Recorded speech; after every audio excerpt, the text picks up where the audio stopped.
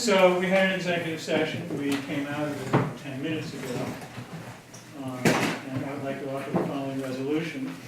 Be resolved to engage the services of Jeff Baker, Esquire, special counsel for the town of Woodstock. He represents its interests and concerns with the potential impact on the Woodstock watershed of the proposed bottling facility in the town of Ulster at a rate of $210 per hour for partner time, $185 per hour for associates time, and $115 per hour for paralegals time, plus expenses for computer research, postage, photocopies, and travel expenses.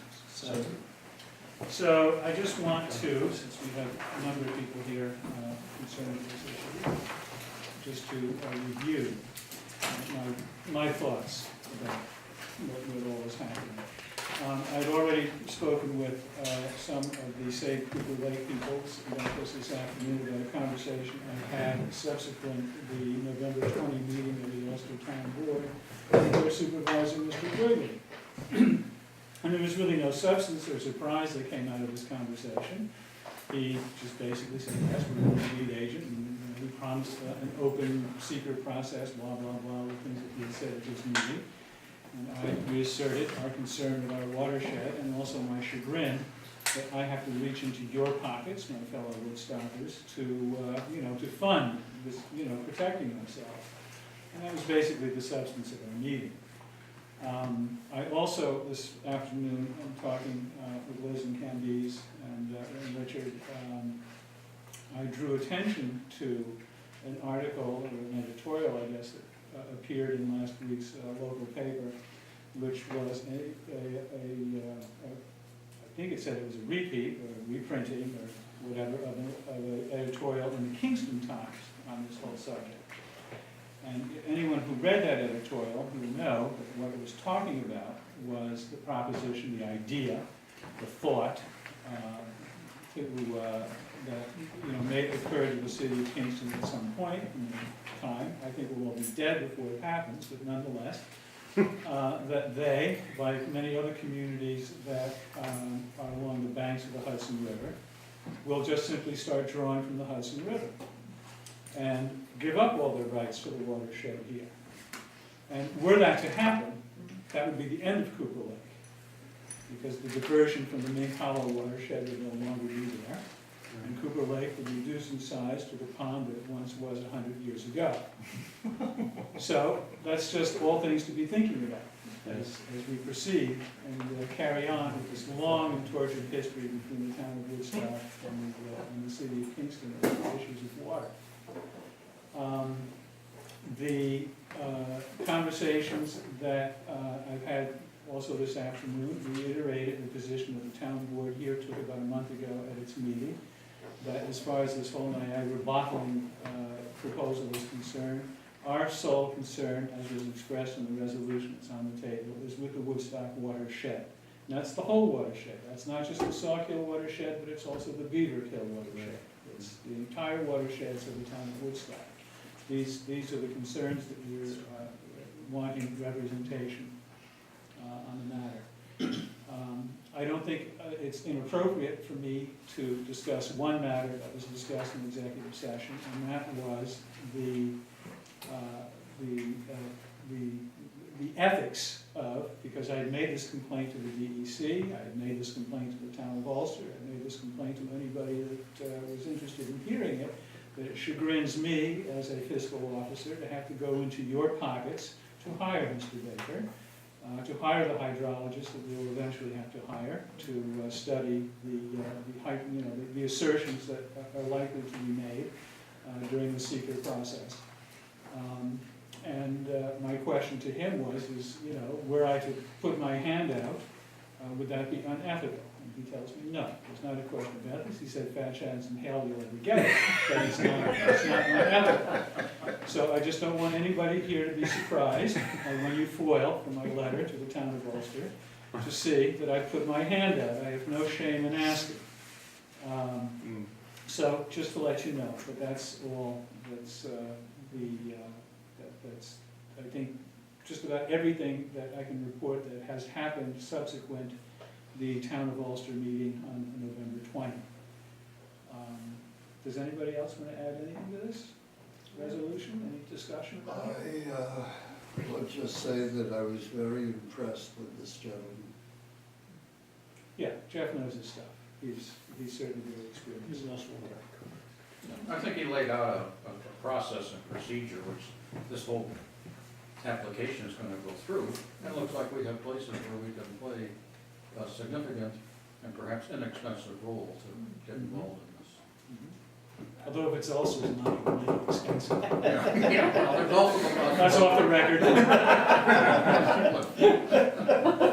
And I work with him, I'm on the Coalition of Watershed Towns up in Margaretville, and he is the attorney up there, and I've been working with him for the last, I forget, about 6 months I've been on that committee, so I'm very impressed with his knowledge. I think he'll be great. So, good. All in favor? Aye. Okay, so that deed is done. Thank you. Thank you.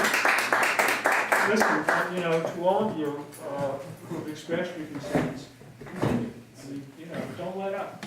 Absolutely. Again, focus the message, as we talked about earlier, focus it, and keep it directed and focused, and it'll be very helpful. Because I know that people's transcending the boundaries of the town of Woodstock are paying very acute attention to all this. So it's not just, all for waste. You're not just blowing in the wind. It's helpful, it's significant, and it, I think, helps the solidarity. Yes, sir? I would like Liz to make a statement for Safe Cooper Lake. Well, we just want to thank you guys, because it's not just representing, there's like probably 750 people. Not everybody that signed our petition was from Woodstock, but I'm sure by now you've looked at it, and a significant, like 90–95% of people were from Woodstock, which we wanted you. So you should know that there's a lot of people out there that are appreciative of your actions, and we just got to charge forward and take care of collectively our interests. So thanks. Well, thank you. And Liz, I'll just say, you sat here before, we always get a lot of grief sometimes for spending money on attorneys. So this really does, Well, it makes it easier for us. I think it does. Yeah. That was part of the reason is Yeah, when it to makes it easier decide. for us. Yeah, good. And also, I got very many emails about asking us to hire an attorney, and I got back to some people, but it was, just saying that we're working on it, but I knew this was in the works, and we were planning on hiring someone at some point soon. So to those of you who I didn't get to, I just didn't get a chance to answer all those emails. Okay. Well, we were very good in pushing them to get to you. Now stop. Press number 3. Hey, listen, you guys could help fundraise to pay for the attorney, there's nothing. No, I'm going to go ask Jim first. We can say no. Thank you. Let's ask Jim first. Yes. Thank you. Thank you. Thank you all very much. Thank you. So now we have 4 parties who traveled far for the next part of our proceeding. And so let me introduce them. Is Bob Menino here? I'm here for Joe Doherty. Joe Doherty for Bob, for Menino Electric? Yeah. Good to see you, Jack. And Gentry, you're here for Standard Solar? Okay. And Ian, you're here for Solar City? And Charles, you're here for On Force? Okay, so all parties are present, this is good. So I want to say to the 4 parties, we're all very new at this, and if there's anything about this proceeding that you feel as proposers is inappropriate, that it should be conducted privately or in another way, just speak up. We just figured we'd have you here, we've got some members of the public here, and we just have an open discussion about all these proposals. But if this somehow, doesn't feel good to you, just let me know. So this is what I'm proposing. I have questions from the general community that I would invite all of you to give your answers to. And this is just, questions that were raised just about the proposal, not the specifics of the proposal per se, but just in general, what is this thing going to look like, how's it going to behave, and how could it, impact our best place just to begin with the questions. Excuse me, So I Chairman. guess there are various answers. I'm sorry, I don't know who these two gentlemen are. But you're directing these to these two gentlemen here, or? There's 4 gentlemen here. Four gentlemen, okay. But can you tell us who you are? I'm Ian Diamond from Solar City.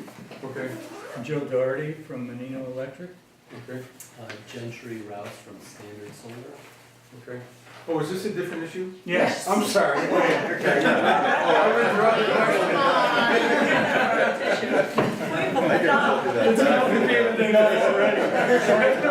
We're not still talking about the lake?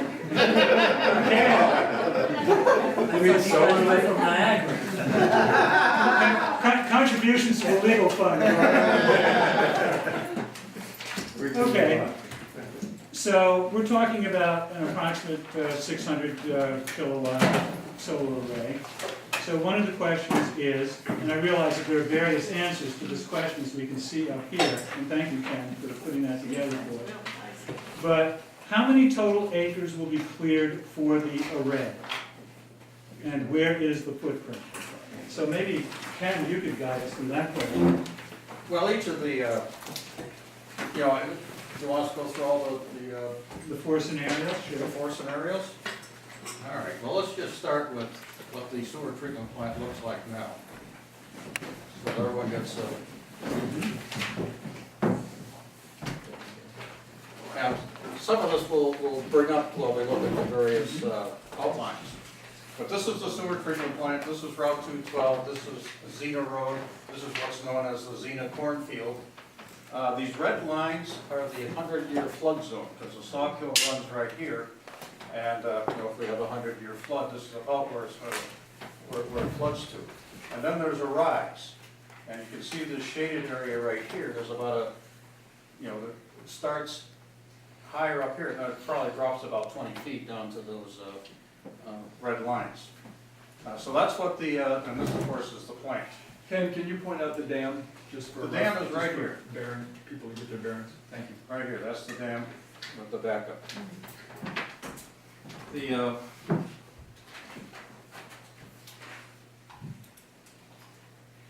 see what we have here. The first array is the one from Standard Solar, and there were 2 submissions which were really engineering drawings, and 2 submissions which looked like they came from the marketing department. But they had a very detailed drawing. This is how they have the array set up. This is not a full 600 kilowatt array, it's about 540 kilowatts. The amount of clearance that they were talking about, I think, is about 6.5 acres total. And they have tree clearance coming all the way down to here, required tree clearance area. One of the things they point out on their diagram is this drop off. You may not be able to see it here, but they have a 460-foot, what do they call it? Contour line. Contour line, 550 feet down here, and so on. It goes down farther. Some of the other proposals actually seem to have the solar arrays going across that drop-off, which may be a problem. But this is one of the engineered drawings. What's the next one?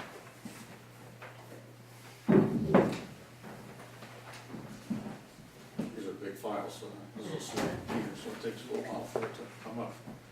This is the one from Solar City. And again, this looks like Kathy said, looks like just like an overlay which has been put on a photograph of the site. Can't really tell about the size, but one of the problems we see with this is that it's really extending across that drop-off. I'm not sure if that's really the right way to do it, but again, like Standard Solar did, you probably shove that whole thing up farther north to get it off that area. Ken, when I called Solar City and On Course, they both seemed able and willing to move the array around, that they could put it towards 212, that as long as there was enough area, they could, it didn't have to be there, so there was options of moving in different places. May I speak to this issue? Ian Diamond from Solar City. Yes, that it's not from the marketing department, it is from our engineering department. But admittedly, yes, they just, in a sense, put that down there as an indication as the approximate size or area that the array can take out. That is about the area that a 600 kW system would take. But they did not spend time to optimize that with regards to road frontages. I had directed them as per the RFP to ensure that it was well away from the road to the east, where we understand it doesn't need to be buffer maintained for the residents. But I think all companies would well agree that there's a lot of flexibility with where it can be installed. And there wasn't any indication here of how much would be clear cut, but since two of the engineers said, 6.5 and 7 acres, I would expect eventually Solar City would come up with the same sort of estimate.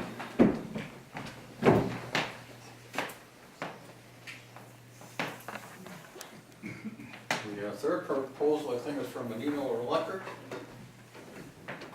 This is a full 600. I'm sorry. Again, this is one what I call a more engineered approach. And they have the solar arrays going up pretty high on the property. Again, they're talking about 7 acres of clearance for a 100-foot buffer. But to get the full 600 kilowatts, they wrap the arrays along on the southern side of the buildings. And I suppose, it's possible to wrap it around on the northern side of the buildings. You got the full 600. We have two options from OnForce. This is the first one. Two things struck me right away on this was, there's sort of a gap here. It wasn't really a uniform distribution of arrays, and also they're oriented towards the southeast rather than directly south like the other proposals were. And again, I think part of this array is also situated on top of the drop-off. So, if you went with this sort of design like the others, you'd probably have to push it farther up to the top. But the southeast orientation is sort of surprising, and really there wasn't any explanation why they just didn't put that all across like the other proposals did. And then OnForce gave another proposal, which was really just pretty much up against Route 212, going from one end of the property to the other. It looks like they may be clearing some trees off of the City of Kingston property, which is on the other side of this road. It avoids the drop-off, which was probably the problem with the first one. But again, the arrays seem to be oriented towards the southeast rather than directly south. Yeah, Ken, if I can comment on that. The reason we designed it this way is to minimize the amount of clearance that would be necessary. Okay, so everything to the north there, you still have a lot of trees to the north to buffer the array, and we'd have to clear out much less. Okay, good. We have your left, okay, we have the road coming in, so there's not a lot of clearance to have to do there, and to the south of the array as well. So using this way, we won't have to come anywhere near 7 acres to clear this out. Yeah. Well, nowhere even close to 7 acres, probably closer to 4.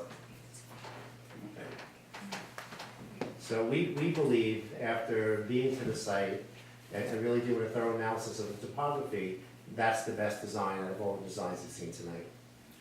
Yeah, I do have a question. Because I would think part of it would be how many acres we're clearing, but part of it would be how much can you see from 212. And so I'm not sure, when you clear all that you would have to clear there, it's nice to not be visible from 212 and it's not clear. Right, and again, you could leave as much, in the north it really doesn't matter. So when you clear for the solar array, whatever's in the north is really irrelevant. So if you want to leave 10 feet, 20 feet, 50 feet to the north, doesn't matter. So you could have as big a buffer as you choose. The important part is to be the south, the east, and the west. You want to minimize the clearance as much as possible. And again, we really put some time and effort into this, and we do believe that's the best design to minimize tree clearance. Right, but again, I see the upper corner seems to be very close to 212, and I think there's no way to not be visible from 212. I think that my belief is the community will not be happy if they drive by and see it. The sewage treatment plant, people forget it's there because you just don't even see it from the road. So number of acres clearance is one thing, but I do think visibility from the No, road. understood, and again, just to reiterate, the buffer between the solar array and 212 can be anything that we collectively choose, okay? If you say I want 50 feet, 20 feet, or 100 feet, we could put any buffer you like. I think the important thing is, though, is that you do want to, push that as far to the north as possible to minimize the clearance. Is it possible, when you need to do clearing there, is it possible though to let some kind of shrub grow up, say like a forsythia bushes that may grow up 5, 6, 7 feet? And Well, block sure, it? and we're doing a similar project to that, where they're building, like Toll Brothers is building a big community, and we're putting tons of bushes to the north, and that's also an option. On this point, it's my opinion that as much as possible of whatever we develop becomes visible is the best possible thing we can do.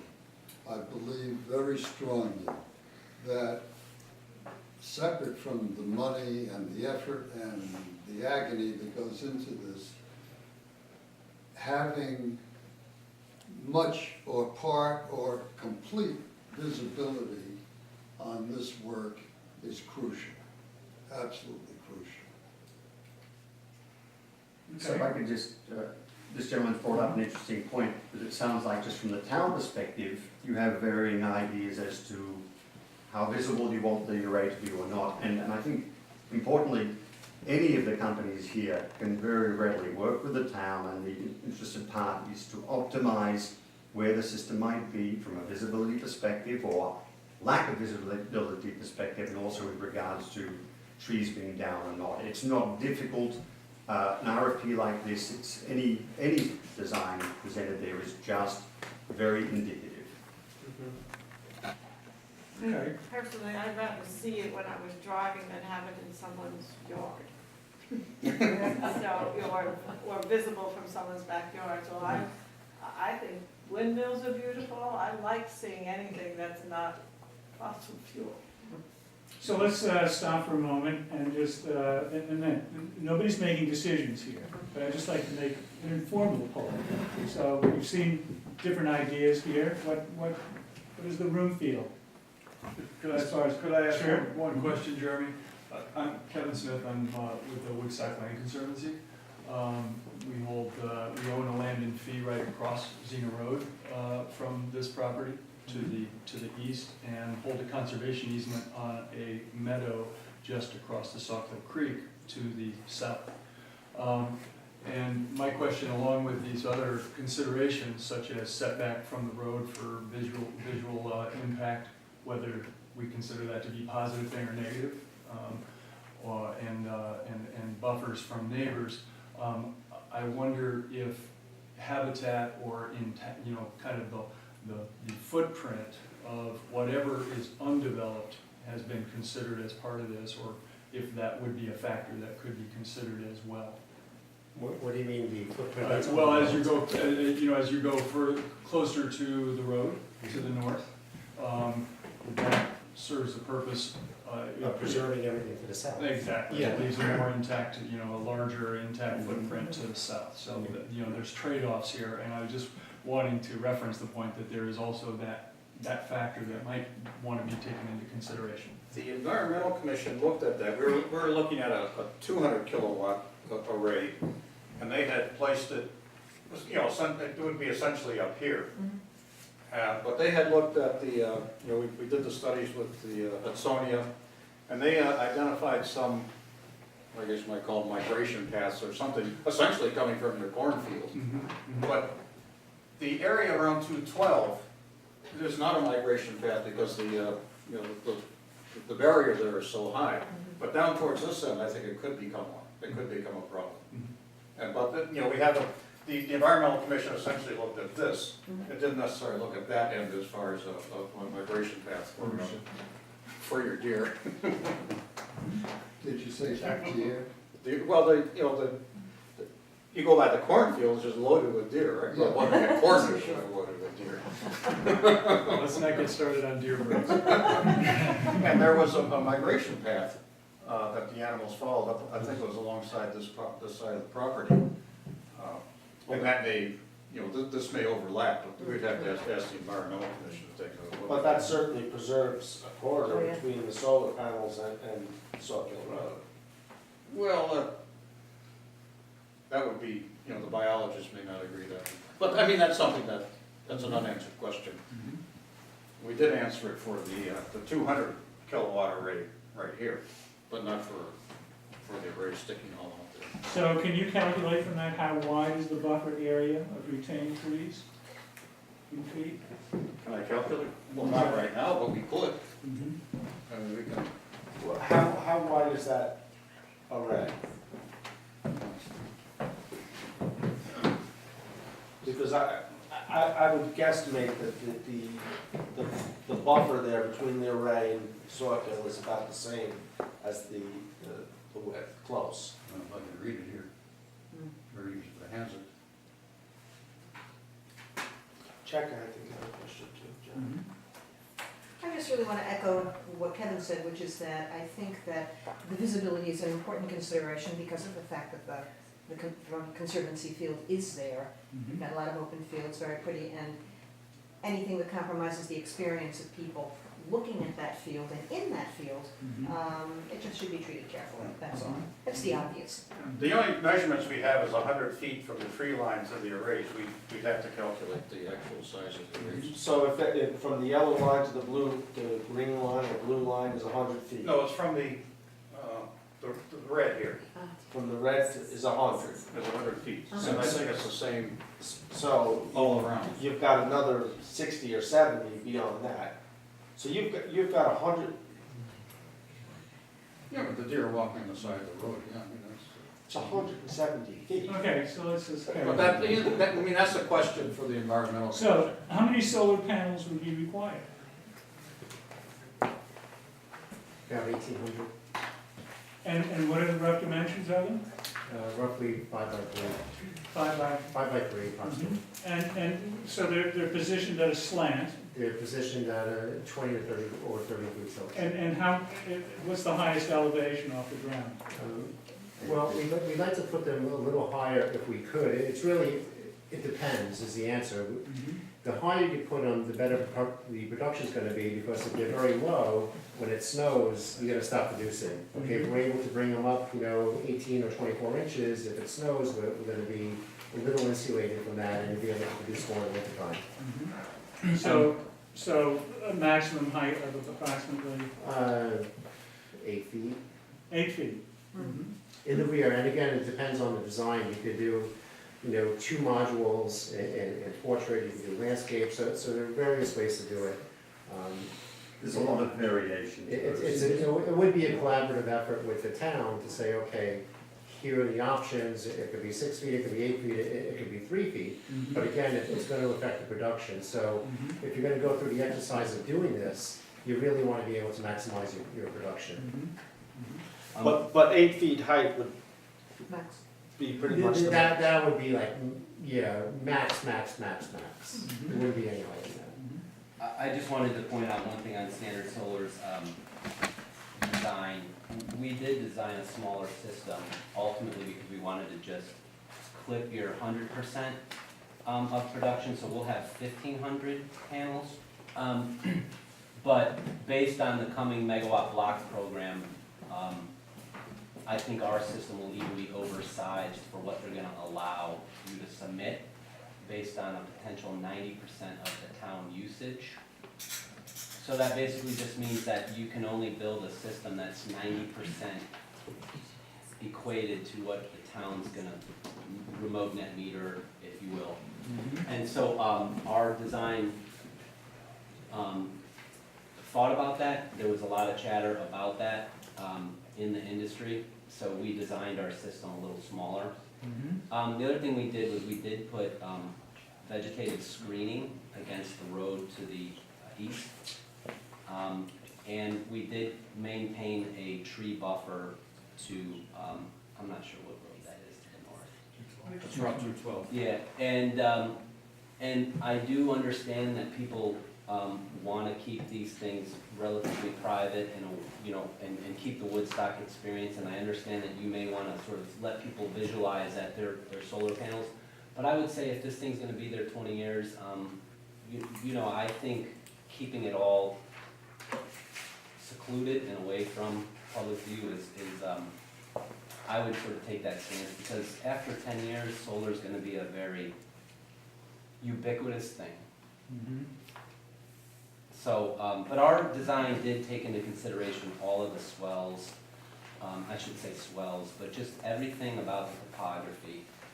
We also left expansion room for those wastewater treatments to the north, just in case. Mhm. And, you know, I mean, our design just definitely, I am no engineer, but our engineers like to do this stuff, so, as you can see. Okay. I think I know the answer to this question. Do the panels move or track with the sun automatically, or are they adjusted manually? Neither. They're all stationary, correct? They are what's They're all stationary, okay. I think based on the, you know, the town of Esopus that has those, solar trackers, like Mhm. once every 6 months, they have a problem. I Will think the everyone- array, Everyone pretty much said they're more trouble than they're worth. will the array generate a hum or other type of ambient sound? The array itself is silent. Mhm. The inverters may have a very slight frequency output. And Well- so, and how far away could that be heard? A few feet away. Uh-huh. Where are the converters located? Well, that depends, on our design, it was right down here where the existing utility meter is. Right near the base of the pole, the utility pole with the transformers. So we would have a AC disconnect right there, and the inverters, we were going to utilize part of your 8-foot existing fence as a barrier around it for wildlife and such, keep it away from the array and children, you know, playing. But basically, we were gonna put all the inverters in one central location there, with a little canopy over it so that it protects it from too much heat in the summertime. Are any of you aware of an array of a similar size in the area where if people wanted to go and hear for themselves? In the immediate area, I'm not sure, but as far as hearing the inverters, unless you're literally a couple of feet away, you're not gonna hear the inverters. And with the trees, it's definitely gonna buffer any sort of, you know, noise being able to escape that vicinity. Mhm. We take, sorry, Is there any, I'm sorry, is there any electromagnetic radiation coming out of any of this business? well, there will be, these are electric circuits, but you have, keeping in mind, this is DC, the array is DC, so you don't get the same EMF as you do get from AC in this room here. Right. Once you go from the inverter, then you're connected into to the power grid, or the electricity lines, and that's where you have EMF. So the array itself, being DC, does not have the same issues as we have here in this room. I think one of the note, the noise from the facility, the treatment center itself is probably 100 times louder than the inverters would be. Yeah. I just want to add, With that. Exactly, so, you know, it's negligible. Mhm. And there's a lot of traffic on those two I roads. just would like to add something from Solar City's perspective. We've actually moved away, even for large systems, much larger than this, and we've done hundreds of megawatts like that. We've actually moved away from central inverters, where you would have one inverter for this whole array. There is a hum. Yes, it doesn't go very far, but we've actually moved to string inverters, so you have smaller inverters around the array field, and the sound from those is minimal, if anything at all. That's Menino Electric's Approach as well. approach. Yeah, I agree with that, that's how we've designed ours. Yeah. So we would say that you're going to hear leaves falling more readily than you hear a hum. Will the panels create glare? No. Because they're black, right? Will they do what, I'm sorry? It's glare. It actually, glare is actually wasted light energy. So all the module manufacturers work to minimize glare. There are solar panels around airports. I've been involved in a project at Newark Airport where the FAA was involved, but there will be no glare in this, particularly the trees around this. And Denver Airport has one of the biggest arrays, Yes. for any airport. Which one? Denver. That's quite a Yeah, if you fly into Denver Airport, acres and acres and acres of solar panels. No trees.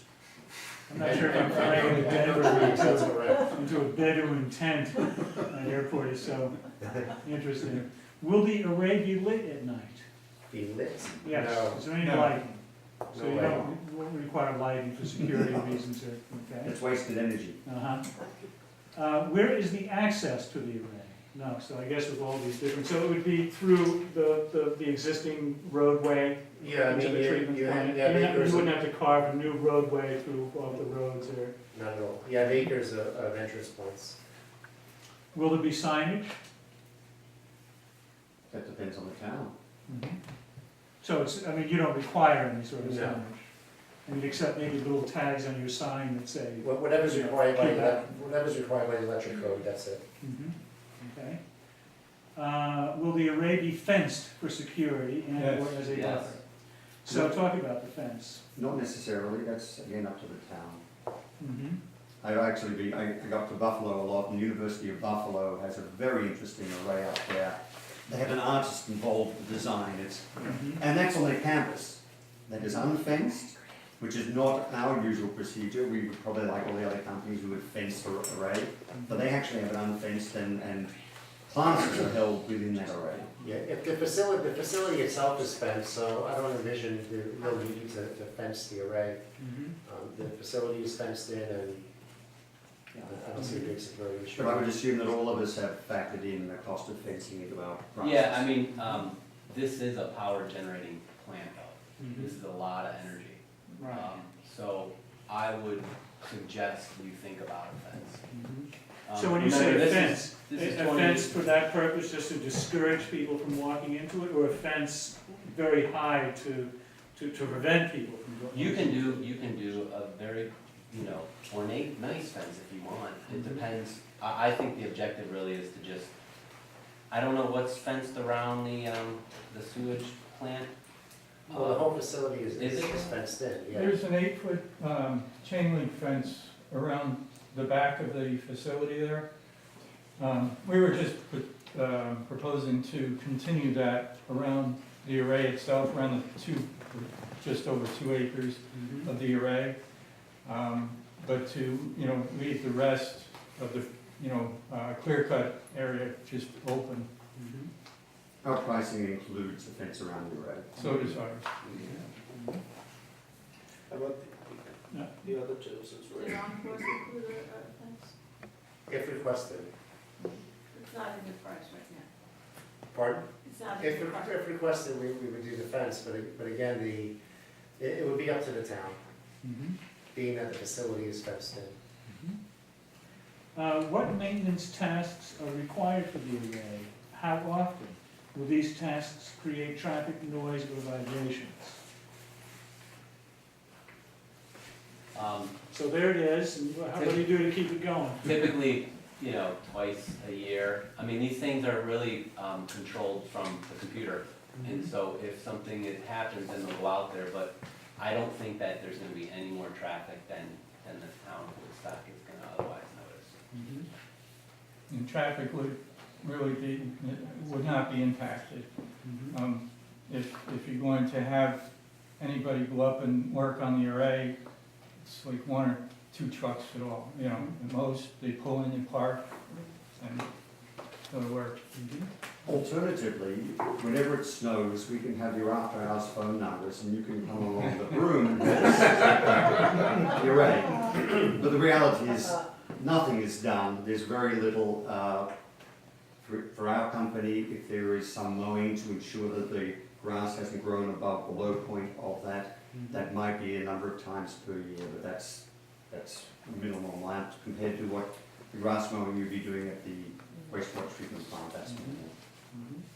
As far as that's concerned, we proposed putting landscape fabric under the arrays, under each of the arrays, and allowing grass to grow in between, but a distance away from the array. So it minimizes any impact that, you know, it may take to clearing growth around the array. And I should ask, which company are you? Oh, Menino Electric, You're Menino. yes. As time goes by, we understand there's a diminution of the product.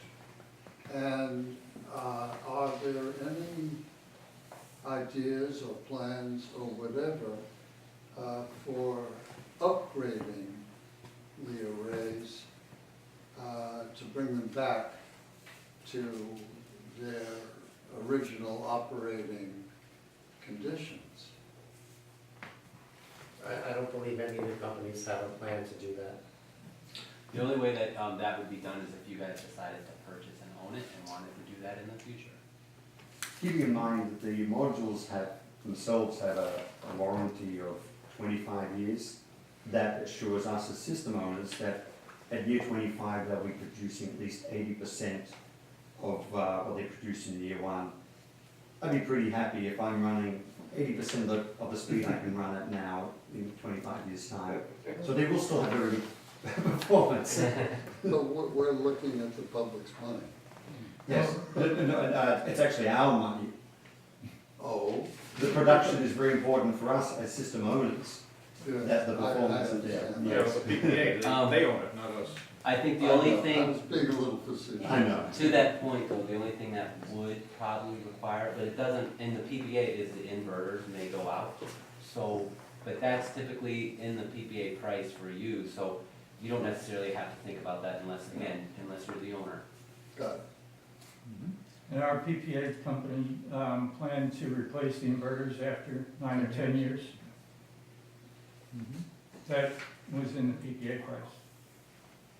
And it's in the producer's interest to do that. That's what we would do to keep up the production and keep the kilowatts flowing. Right, so Jeremy, to address, you know, what you said about maintenance and grass, anybody who owns a system, the only way to get their money back from laying it out is to have the system perform as best as possible. So anybody is going to maintain and is going to ensure that it produces over the long term.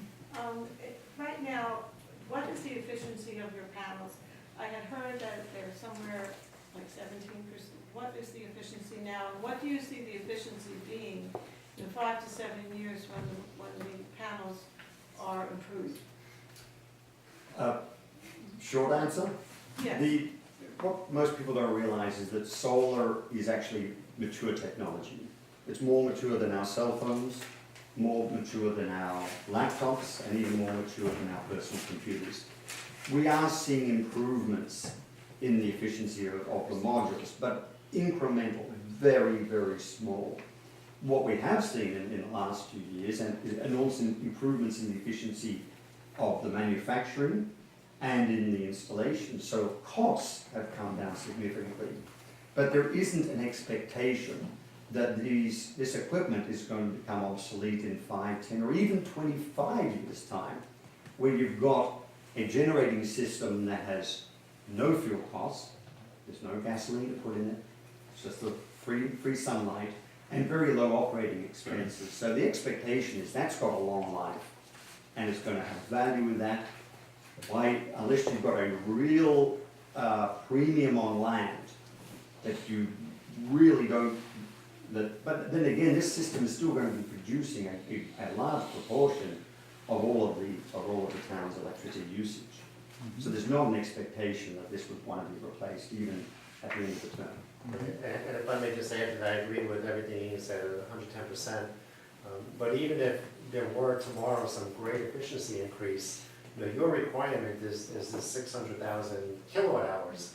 So even if, you know, there was a great new technology, and instead of using, you know, 4 acres, we're able to use 3.5 or 3, the end result will be the same. You would get these 600,000 kilowatt hours. Okay. What is the likelihood of enlarging the array in the future? I guess that would be a Well, town. if your consumption greatly increased, which likely it won't, it'll tend to go down over time as, you know, different efficiencies are put into place. You know, it could be enlarged, but I don't see the real reason to do that. Looking at the different proposals and locations of the array, it looks as though you have sufficient space to expand the array if your needs increased. And certainly that could be addressed at a future time.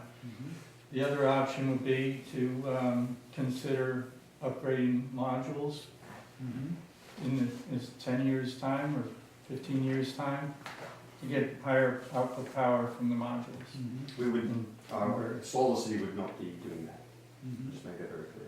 We would not be changing modules in 10 years' time.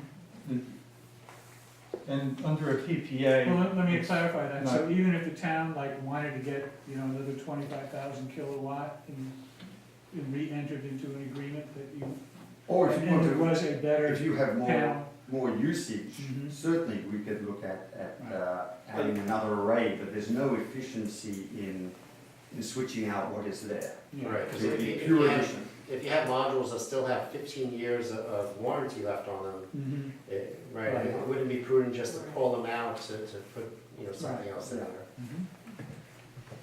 Okay. How long will the, well, I think we've heard this, but how long will the array last? What will happen after the panels reach the end of their useful lives? Can they be replaced by larger panels? You want to qualify larger just so they answer Yeah, the I question mean, properly? ultimately, they wouldn't be larger, they'd be smaller. Yeah.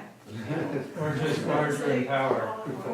But, I mean, the density of power would be greater, so, but that's what kind of we just discussed in general. And how much electricity will the array generate? We're talking 7,000. 700,000 kilowatt hours, I think. Yeah, a good rule of thumb is to take the kilowatts installed in nameplate capacity and multiply that by, you know, 115, 120%, depending on the tilt and azimuth of the system. And this is for the benefit of some people who don't quite understand the fungibility of electrons. How is this electricity going to be used? Will it power residences, the treatment plant? So it's my understanding is that you're creating power, it is just simply being metered and put into the distribution system provided by Central Right, Hudson. the common We're going to denominator. receive the power. What comes out of this light is not necessarily going to be the electron that comes out of that plant, but the, right. Okay. Not at this hour. Not at this hour. Not at this hour. Well, that should be a subject that's open for discussion, Electrons or electrons? What's that? that we might use some of this. I can say it'd be more likely to come through your air conditioner than it would anywhere. When you say we might use some of this, meaning?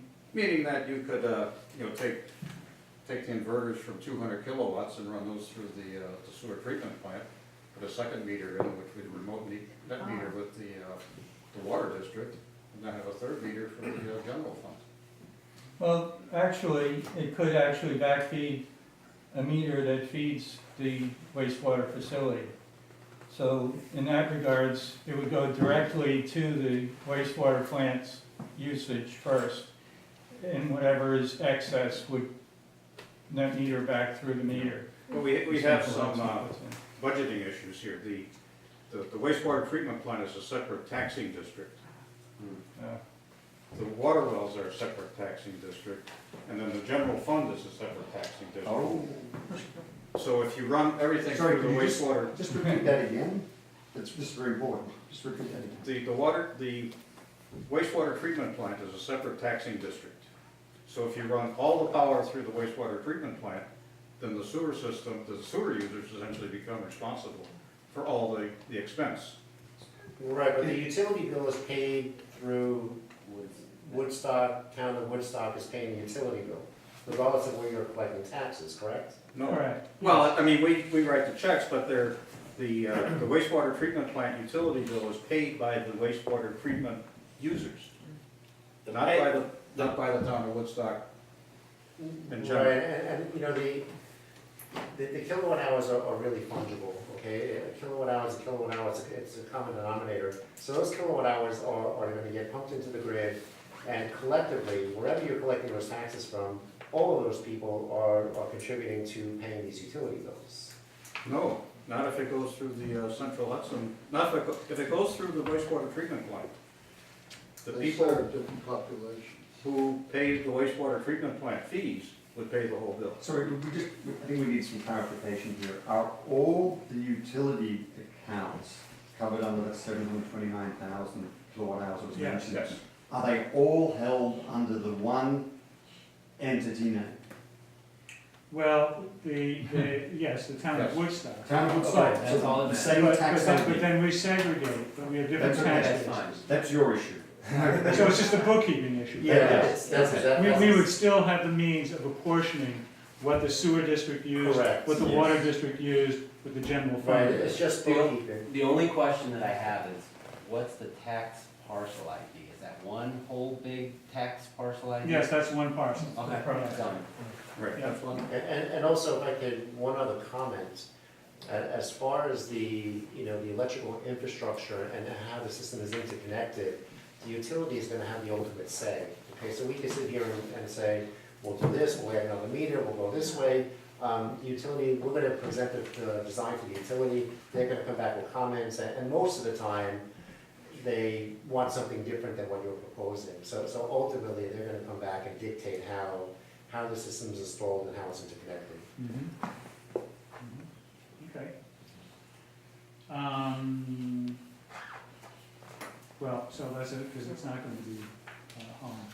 Jeremy, I would Yes. suggest that you really do, if you decided to connect directly to a separate meter feeding the sewage treatment plant, that you would get council's advice before you did that. Yeah, right. It That's sounds also like the through best account plan numbers. is to just net meter it directly through a meter that's not associated with the sewage treatment plant. And you. Because then you can account for all of their Yes. usage Yeah. and. Right. I mean, you could have a single meter, the non, You know, let me just point out something there, that, I mean, it may not affect it, because at night and during times of inclement weather, but basically demand charges from the wastewater site could significantly be reduced. Depends, I'm not sure on the cycle, on how, it's a 24/7. continuous 24/7. And the Okay, Central so- Hudson so told us demand meter. runs- Demand doesn't change, it's constant. Sorry, Okay. as Solar City, we would disagree with that claim. With no claim to reducing demand from the solar, and particularly not on a wastewater treatment plant, where it's a relatively flat load. Right. Yeah. Well, I'm assuming that all these proposals are just talking about Yes. what we pay for the kilowatt. Kilowatt hours. This is not service. Kilowatt hours. This is not the delivery charge, this is not. It It is a delivery. It is a delivery charge. Yeah. Mhm. It's anything that's Anything on offsettable. demand. It's really what we've done is all of us would probably, we've done only what is offsettable. When he's talking about demand, you know, sometimes people call it clipping. You know, if for some reason you're, you know, lucky every month, then, you know, clipping, but everything offsettable, with Central Hudson is kinda, I believe, how we all have designed this, so.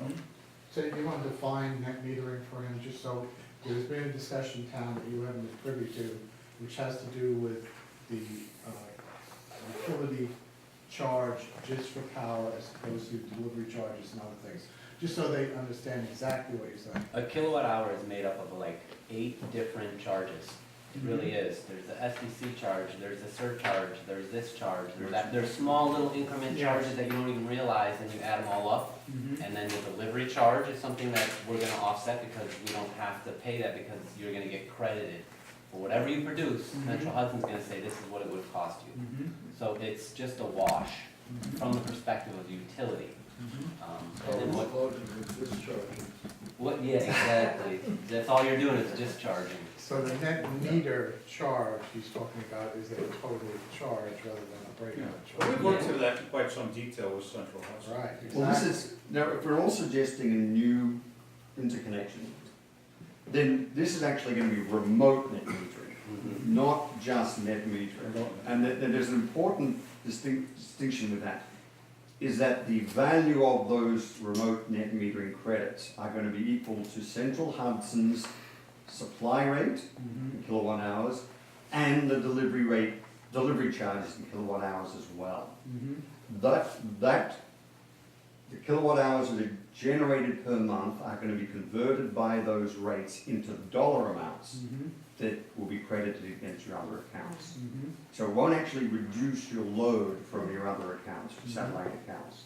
And it won't change any contract you have with a third-party supplier for your supply as well.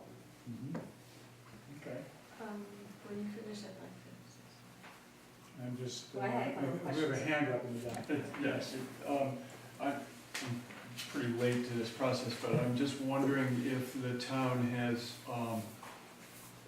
already realized all of the kind of cost feasible efficiencies that might be realized by the wastewater treatment plant, or has asked that those things that might not have been done yet, but that might be in the future, have been kind of figured into the amount of energy needed and the size of the array as a result. Well, And I realize our it's big not- electric users, and that is our biggest, the sewage treatment plant. There are operation and maintenance costs which can be reduced, but energy isn't one of them. Where we can save money is if, for instance, if we built reed beds, or if we found a more efficient way of processing our sludge. Now, if we don't get the reed bed and we go a different way of processing the sludge, that would actually increase our energy consumption somewhat, not decrease it. So as far as the energy consumption of the plant itself, there's probably not going to be a significant drop. So The next big consumer are the pumps for our water district. And there's not, we've created efficiencies there, but I don't see the demand there decreasing to any significant degree. So you've looked for low-hanging fruit and you've kind of Yes. identified where most of it is. Yeah. When we started this 3 years ago, we really didn't understand our use of electricity, but we've really gotten down to the extreme details.